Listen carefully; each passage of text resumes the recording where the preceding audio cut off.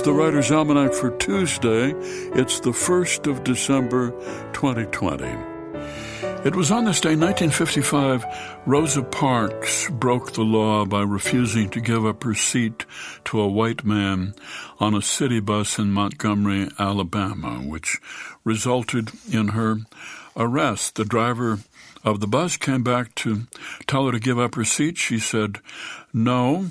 And he said, well, if you don't stand up, I'm going to have to call the police and have you arrested. And she said, you may do that. Her arrest led to a boycott of the city's buses, led by Martin Luther King Jr., who was 26 years old, a boycott that went on for over a year and eventually helped lead to the end of segregation.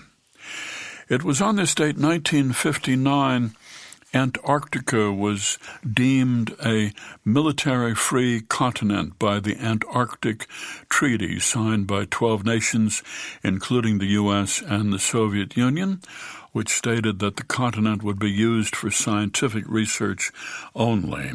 It was expanded in 1991 to include a ban on mineral and oil exploration for at least the next 50 years.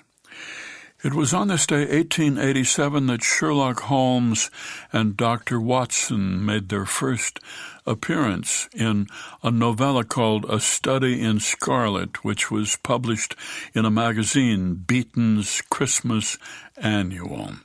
Written by a physician, Dr. Arthur Conan Doyle, story of a detective who was also a violin collector and a philosopher and an amateur chemist. The story had been turned down by many other magazine publishers, but the wife of the publisher of Beaton's Christmas Annual liked the story, and so there it was. And Sherlock Holmes and Dr. Watson quickly became popular with readers, so that Conan Doyle wrote more than 60 Sherlock Holmes stories over the next 40 years. And that issue of Beaton's Christmas Annual is now worth about $157,000.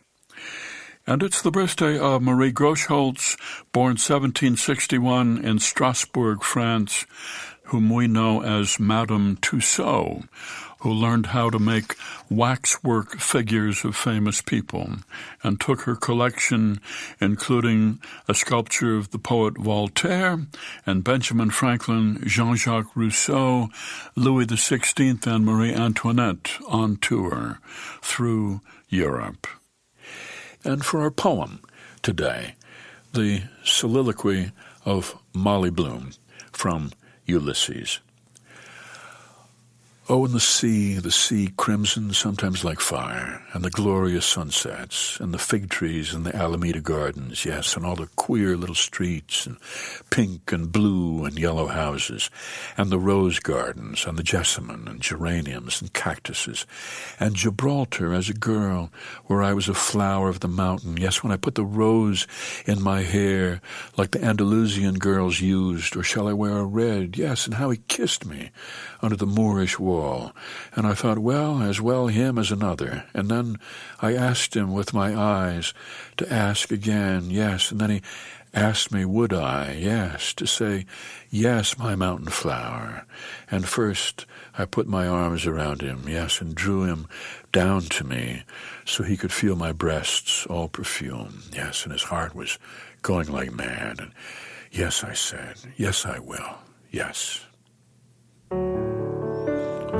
Molly Bloom's Soliloquy from Ulysses by James Joyce. That's the Writer's Almanac for Tuesday, December the 1st, funded by donations from listeners like you, now available on PRX for distribution by your local radio station. Be well, do good work, and keep in touch.